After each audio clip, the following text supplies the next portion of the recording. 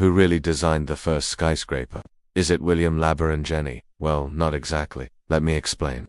Jenney's 10-story home insurance building in Chicago is widely credited as the first skyscraper because it was the first building to use a full iron or steel skeleton to support its entire weight, including the exterior walls. This breakthrough enabled the building to weigh 1/3 less than a masonry equivalent, making it much cheaper and taller, and with larger windows to let in more light. The building's upper floors were actually more valuable, not less, which made everyone a lot of money. But hold on, there's more to the story, because 15 years earlier, in 1870, New York's Equitable Life Building opened with 2 steam-powered elevators, central heating, and pressurized plumbing. These innovations made the upper floors more desirable and profitable. It was also 7 stories tall, twice as tall as anything built before. So why isn't it considered the first skyscraper? Because unlike Jenney's building, it used load-bearing walls, not a metal frame. But historians like Sarah Landor and Carl Condit argue that the Equitable Building deserves the title because it introduced the key technologies and systems that made modern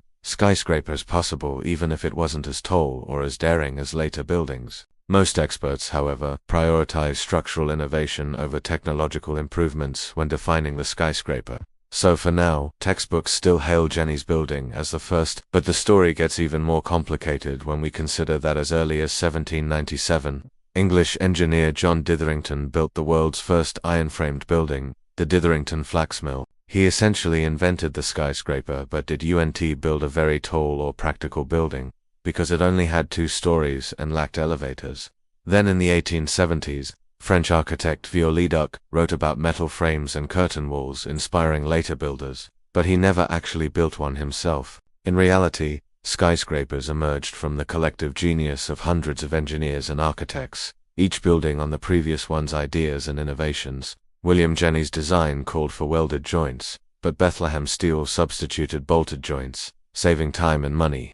This decision would compromise wind resistance, however, wouldn't be discovered until 1978 when Citicorp Center was built. After perfecting Jenney's frame, Louis Sullivan designed his own iconic towers like the Wainwright Building in 1891, establishing the skyscraper's aesthetic language of form following function. His Chicago window became a staple of skyscraper design, and John Root and Daniel Burnham's Reliance Building in 1895 pushed the boundaries even further with glass curtain walls, becoming the first modern skyscraper according to some experts. Without the elevator invented by Elisha Otis in 1854, skyscrapers wouldn't have been practical, and the Equitable Building proved their commercial viability. So who designed the first skyscraper? It depends on your definition: structural, technological, aesthetic. Each answer offers a different perspective on what makes a building a skyscraper. But perhaps the real first skyscraper is a city, literally rising from ashes on the backs of unsung riveters, disillusioned professors, and architects willing to bet their reputations on a skeleton of steel. That's all for now. See you next time.